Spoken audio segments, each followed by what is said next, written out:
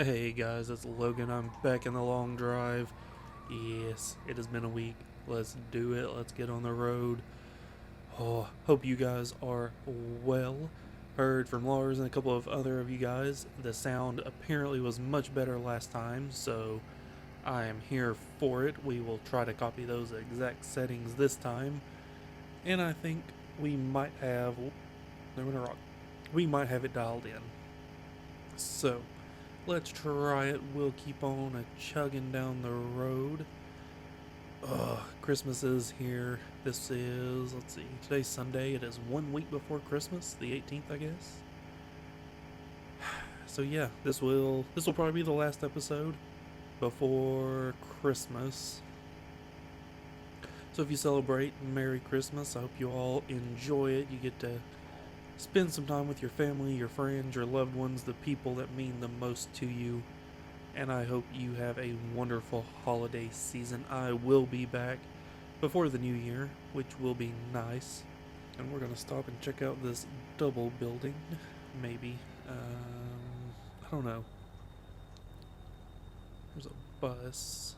Alright, is there any creepy zombie guys? I'm always worried they're going to spawn in on like the second floor and come after us from there. See, I don't know. I mean, we don't really need anything from here. I'm thinking we're just gonna cruise on by. Because we don't need anything. We have gas, we have food and water. So I think we're gonna skip it. I don't just want to drive straight like we did last time, although we did make a lot of distance. I looked, I think we went almost 100 kilometers, like 75, 80. So ooh, buddy.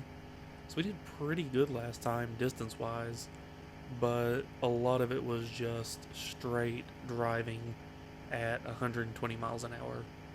So we definitely made some distance, but we have now broken the 50 episode barrier, and we are cruising on through, I think, closing in on 3,000 kilometers. So not too shabby. Not at all. Part of me wants to extend these episodes, try to do like 100 kilometers an episode. If we did that, we could get it knocked out in about, was that like 20 more episodes? That wouldn't be too bad. But I also don't want to rush it. We're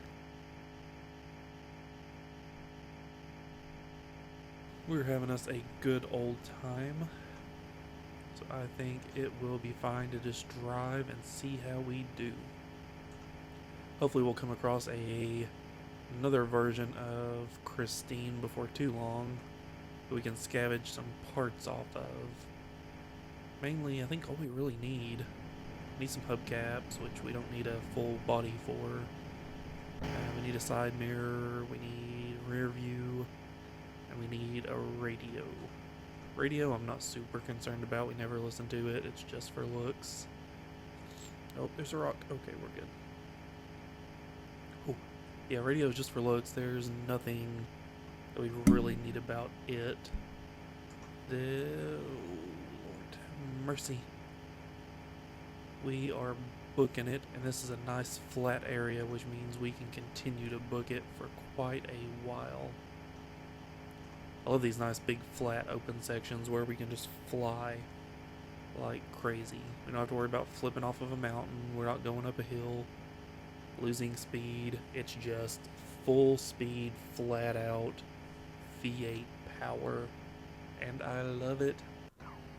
So with it being Christmas, I've been, of course, watching all of my Christmas movies. I think today alone I watched 2 or 3. I watched Santa Claus 2. I've watched, oh, what else have I watched recently? Elf. I've watched, oh, both Santa Clauses, both the Home Alones. Watched Elf. Krampus. Watched Krampus recently. If you've not seen Krampus, really good. Not your traditional happy Christmas movie. It's like comedy horror Christmas movie. Really good. Recommend. Of course, I've seen the best Christmas movie of all time, which I'm going to say it. I've said it before. I will argue this fact till the day I die. Die Hard is a Christmas movie. It is the best Christmas movie. And now let me tell you something. Let me tell you something. So I've heard people say, "Oh, Die Hard is not a Christmas movie. It's just a movie that takes place at Christmas." If that is your logic, Home Alone is not a Christmas movie. That's it. If your logic is simply, well, it's not a Christmas movie just because it takes place at Christmas, then, by your own logic, Home Alone is not a Christmas movie. And I'm going to tell you why. I'm going to tell you why right now. So, Die Hard, heist movie, takes place, Christmas party, whatever. So, if you're saying that that is not a Christmas movie purely because, it only takes place at Christmas, by that logic, Home Alone is the same thing. It is simply a home invasion movie that takes place at Christmas. That's it. It's a home invasion movie that takes place at Christmas. Doesn't matter why Kevin was left alone. Doesn't matter. Kevin was home alone. Wet bandits try to break in, rob the place. He fights them off. That is no different than Die Hard. Die Hard is a heist movie where the good guy tries to stop the heist. If that's your logic, then Home Alone, like I said, is not a Christmas movie either. The central theme of those movies is not Christmas and Christmas spirit, and you say, oh, well, that means it's not a Christmas movie, then fine. That's all well and good. But it means that one of the quintessential Christmas movies, Home Alone, is not a Christmas movie. Die Hard is set on Christmas Eve at a Christmas party. He flew to Los Angeles to see his family for Christmas. There is Christmas music, there is Christmas references, there is Christmas decorations and trees. All of this going on in the background of a movie set on Christmas Eve at a Christmas party. Hands down, beyond reproach, it's a Christmas movie. In my mind, end of discussion. Now, if you can bring me an argument other than, well, just because it takes place at Christmas doesn't mean it's a Christmas movie, then fine. I will discuss it. I will consider it. But at this point in time, no. Die Hard is not a Christmas movie. Die Hard is the Christmas movie. Man fights to save his family on Christmas. And others. Pure altruism. Boom. Roasted. But no, I will fight that until the day I die, and you will not convince me otherwise. You can try. I welcome it. Please try if you don't believe it. I don't think you will succeed. Rock in the road. I truly don't. I have not heard an argument yet against Die Hard that I cannot make the same argument against Home Alone. I just haven't. Well, the main theme isn't Christmas. The main theme of Home Alone isn't Christmas. It's about Harry and Marv trying to rob Kevin and him defending his house. Boom. Well, it has to take place at Christmas. Home Alone could take place at any holiday where a lot of people are not home. It could have taken place over summer vacation. It could have been the middle of summer, July. The two families get together and go to the lake for a week for summer vacation. They know all the rich people are gone. They've left their homes empty to go to the lake house. So they rob the street blind. Doesn't have to be Christmas. So, there you go. There you go. I will fight it. I will. There's a new Christmas movie out I really want to see. I need to get tickets and go see it sometime soon. What's it called? Violent Night. David Harbour, the guy who plays Hopper in Stranger Things. Santa Claus is delivering, presents, doing Santa Claus things, and stumbles upon a home invasion and apparently fights off the bad guys. Sounds fantastic. I'm here for it. I want to see it. Hopefully it's good. I watched another one. Was it Christmas Bloody Christmas? Bloody Christmas Blood? I think it's the first one. I think it's Christmas Bloody Christmas. Pretty good. B horror movie. Decent little plot. They buy robots from the military, I guess technically androids, dress them up like Santa Claus, and they're supposed to be little animatronic Santa Clauses. But they revert to their military programming and start causing murder and mayhem. So kind of cool, interesting concept. I liked it. I mean, it's standard cheesy B horror movie, but I liked it. I like that kind of thing though. B horror movies are some of my favorite. Like I love a big budget horror movie as much as anybody. But there's something about those like low budget, not wonderfully acted B movie horror films that I just love. Saw one, it had the James Spader played him in the movie. I'm blanking on his name right now. The nerdy doctor from Stargate. Good lord, cannot think of his name right now. It's been a long weekend. Anyway, can't think of his name. He was in it, and it was like Ice Spiders. Stupid movie. I loved it. Would watch again. Would recommend if you love that kind of thing. Which if you do, awesome. We could be friends. Let's be friends. Whoop. Tumbleweed. Oh, this is going well. We're driving through the night. It's the first time we've done this in a long time. But I'm feeling it. I'm just kind of feeling like nice night drive. Ooh, some cool synthwave in the background right now would be really neat. Ooh, maybe I can find some synthwave to put on in the background. That would be kind of cool. I love synthwave. Something about just like a night drive with some synthwave. I love it. But I've always had this weird love of like synthwave and all those other things, what they call like retrofuturism, cassette futurism, like all that cool stuff. I mean, even back to like the 50s, like retrofuturism, where it's like spaceman with the ground glass helmet and the laser guns, things like that, spaceships, all the way up to like the 1980s cassette futurism with, you know, just like tape decks and those diner. We're gonna keep going though. Cassette tapes and the purples and blues, neon, all that really cool stuff, synthwave music.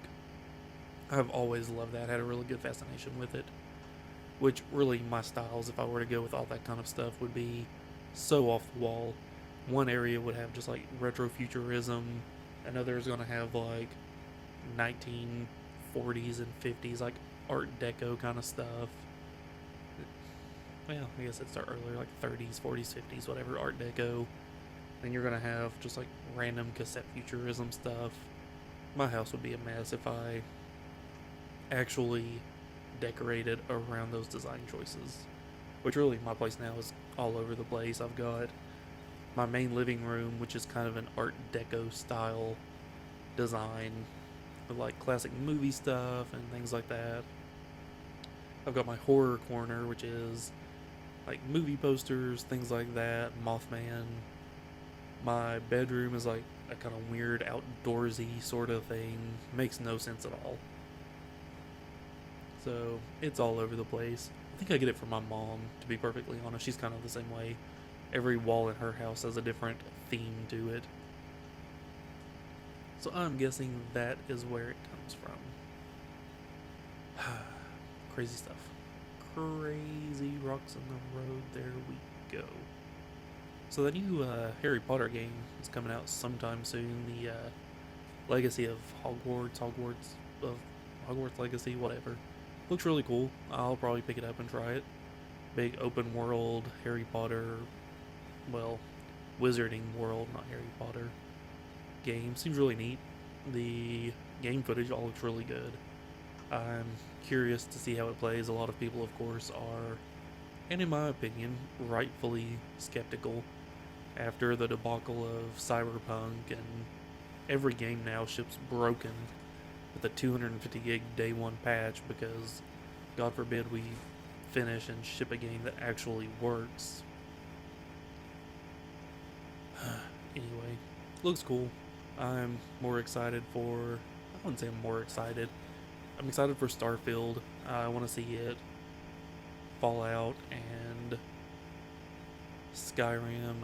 Elder Scrolls in space. Seems really cool. Looking forward to that. And then, of course, once they get that done, that, of course, means they can start on the next Elder Scrolls and then the next Fallout game. which honestly, we're at 2022, almost 2023. I'm thinking we're looking at 2030 for the next Fallout, to be perfectly honest. I mean, they've been working on Starfield. Now, some people claim that it's not a fair comparison, that it's not been super long since the last one. I do not count Fallout 76 as a Fallout game. I mean, it's in the Fallout universe, but I don't count it as like a mainline Fallout game. It was made by the B team. It doesn't have a standalone single player experience. It's all just online multiplayer. So in my mind, that is not a full Fallout game. Kind of like Elder Scrolls Online. That's not an Elder Scrolls game. It's a game set in the Elder Scrolls universe, but it's not a mainline Elder Scrolls game. That's why they didn't call it Elder Scrolls 6. It was Elder Scrolls Online, which to me is pretty much what Fallout 76 is. It's Fallout Online, not a full Fallout game. Which means Fallout 4, or no, 4, Fallout 4? Yeah, is way old. It came out in what, like 14, I think? 3 years after Skyrim. So, I mean, even following that, if we get Elder Scrolls 3 years after Starfield, and then Fallout 3 years after that, that's still 6 more years. That still puts us 2028, 2029. Well, 2029 if we look at when Starfield is actually going to come out. So it's a ways off. I mean, I'm guessing 2030 at the earliest, which is insane to me. Because say they push it out, it's 34, holy cow. 2034. 2034. That is 20 years after the first. Good lord, it's been a long weekend. That is 20 years after the most recent Fallout game. I mean, there are people that love Fallout, absolutely love it. I've played all the 3D games, couldn't get into 1 and 2, but I've played all the 3D games, very much enjoyed them, have a bunch of hours sunk into them, but 20 years between games is ridiculous. How do they expect to keep interest in their games if they're spreading them out 20 years apart? I mean, there are kids that could be born, grow up, and be halfway through a college education before the next Fallout comes out from when the last one was made. 20 years, potentially, between major installments. I mean, it's worked for a handful of movies like Top Gun and stuff, but oh, there we go. Oh, yep. Oh, that's the thing. Please stop. Okay. Thank you. We didn't even lose a hubcap. We didn't lose a... Nice. Okay, so we're just gonna keep right on a cruising, because I don't think anything really just happened. That could have been a lot worse. But yeah, like, it's worked for some movies like Ghostbusters 2 to this new one, Afterlife, from Top Gun to Top Gun Maverick. It can work. It can also backfire really badly. I think it's just... I think they're gonna have a hard time selling a game 20 years after the last installment. Now, I say that Grand Theft Auto 5 was however many years ago, 2013, 2014, and people are still playing online, super excited about GTA 6. I mean, I'm one of them. Like, I'm jonesing for a new Grand Theft Auto game. I will get on, Adam and I will get on, we'll play some... Ooh, there we go. We'll play some GTA Online from time to time, not as much now as we used to, just because even with the new updates, it's just kind of old hat, playing the same map for, oh geez, yep, that was bad.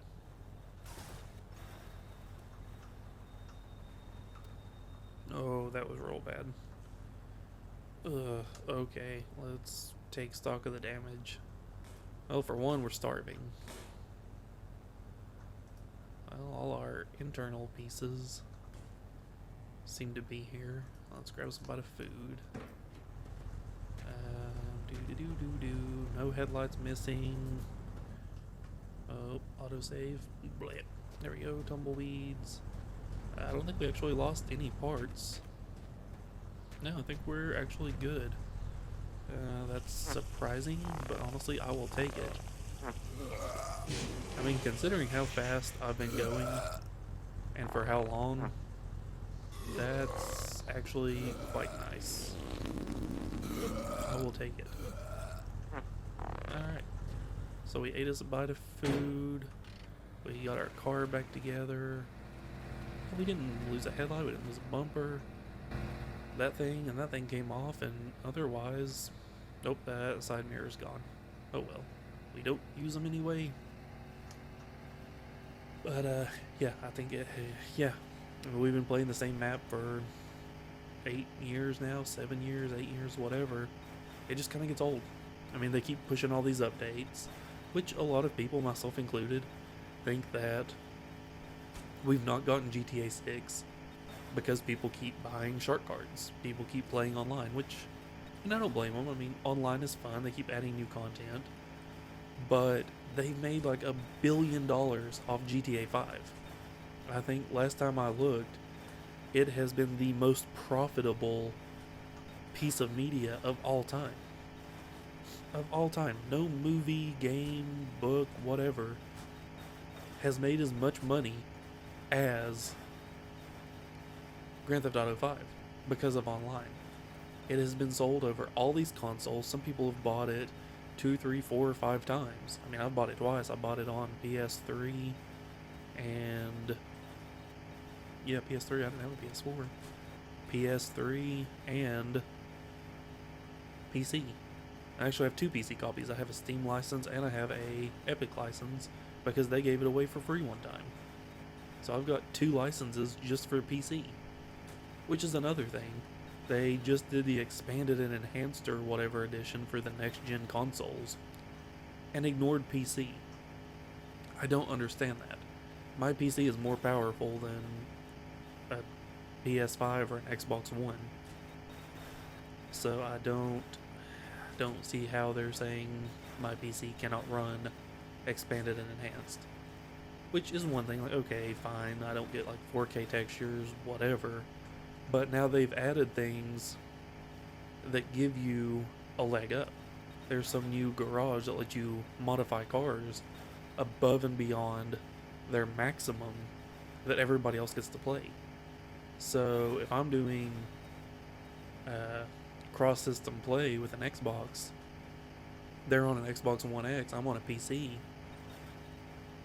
I might lose in a race using custom vehicles because they were able to take theirs to that mechanic and get it boosted up further than I could. I don't like that. Now, of course, crossplay in its own right has issues. Even on PC, some people want to play with the controller, some want to play with the keyboard and mouse. And that's a whole another host of issues. Point is, it's a mess. They need to release Grand Theft Auto 6. We know they're working on it. There have been leaks, which is, I mean, I know it sucks for them. I found it interesting because it does show that they're at least working on it and what we can kind of expect. You know, multiple protagonists, 1 male, 1 female, which I think will be interesting. We've never had a female protagonist, so I think that'll be kind of neat. It does appear to be returning to Vice City, which a lot of people suspected, or at least hoped for, considering we returned to San Andreas with 5, and then kind of going back to, well, Liberty City with 4, San Andreas with 5, and now Vice City with 6, which I agree with so many people. If they do not leverage using the VI Roman numeral font or script for Vice City, complete missed opportunity. But of course, there's probably some legal standing behind it for, well, we can't do that because the idea came from something somebody saw online. Anyway, legal stuff is a mess. It's a mess. Which brings up an interesting point. I don't know if I've mentioned it before or talked about it, but if any of you have any knowledge of law, I'm really curious about this. So, they make a movie They license a song for that movie. The song is always in that movie. It's just always there. They license it for that movie. They may put it out on cassette tape, then on DVD, then on Blu-ray, and then digital streaming. That song is always there. Always, always, always, always. But why is it somebody licenses a song for a game, they re-release it 10 years later, and they've got to remove all these songs because they no longer have the license? Why do they not just license a song, a work, whatever, for that creative work? Like, I want to use your creative work in my creative work. I will pay you money to do that. That makes sense to me. But I'm not a lawyer.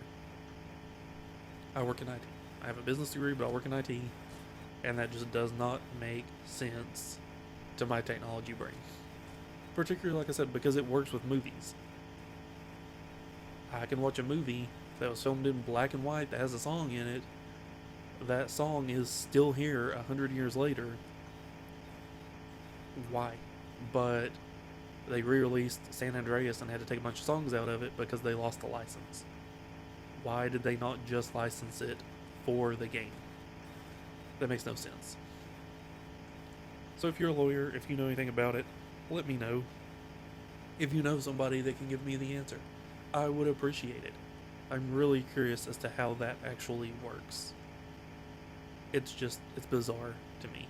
I don't know. I don't get it. I don't understand it. Explain it to me. Anyway, this has been a good drive. A couple of smallish wrecks. Well, one kind of smallish wreck, and then another where we did some little flippity flip flips. But we came out relatively unscathed. I was worried that the instrument cluster, of course, would go flying through the window, as so often happens, and be lost forever. But it stayed in the car, as did the glove box door lid thing. Anyway, it's still there. I will accept it. I like it. Devil Road. Oh. So I don't know if any of you guys are still watching Old Scapegoat. Is he still doing his series on Long Drive? Haven't watched him in quite a while. Of course, the YouTube algorithm decides 1 week that's all it's going to push is one creator, one topic, and then you won't see anything from them again for 2 years until they just randomly decide to shove them down your throat again, which I really don't like. I don't like the way that works, because you might find something that you really enjoy, that you really like, and because you watch something of a completely different genre, it stops recommending you those other videos. And there's some people that do like video essays, and I don't particularly watch them. I just throw them in the background, listen to them while I'm doing something else, playing this game, playing Minecraft, whatever, and it's nice to just listen to. But the couple of people that I watched that had done those, I've not seen YouTube recommend them in a year and a half, 2 years. I don't know if they're still making videos, if they've quit. I don't know. I need to look, because I haven't heard anything about it in quite some time. But, yeah, I've never liked that. And then, of course, YouTube always messing with subscriptions and then the notifications and all of that. Is subscribing to a channel not enough? Is me saying, I want to watch this channel, so I subscribe to it? Why is that not the same as a notification? That doesn't make sense to me. I mean, even just from a user experience standpoint, if I hit subscribe to an email newsletter, I don't expect to have to go in somewhere else and say, oh, I've subscribed to your newsletter, but I've not gotten it. Oh, well, you didn't toggle the bell for us to actually alert you when a new one was out. Then what's the point? Why don't I just hit the bell and ignore the subscribe? What's the difference? Make them do the same thing. Get rid of the bell, make the subscribe do it. Why would you Google? That's all I have to say about that, I guess. Lord have mercy. I don't know, guys. I just don't know. though. Crest right up over this here hill. Take us a look around. What's going on? Whole lot of nothing.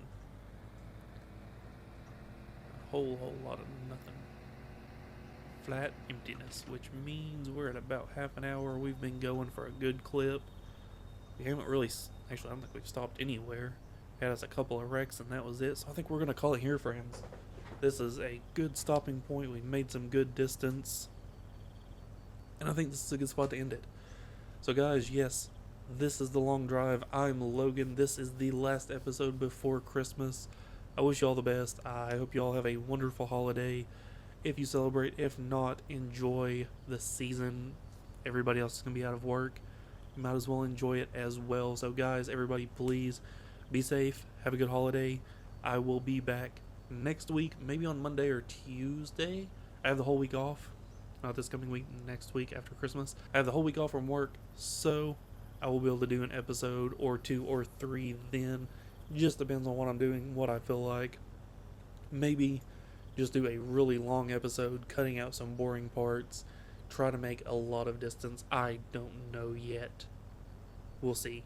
We'll find out. But guys, thank you so much for watching. I appreciate you as always.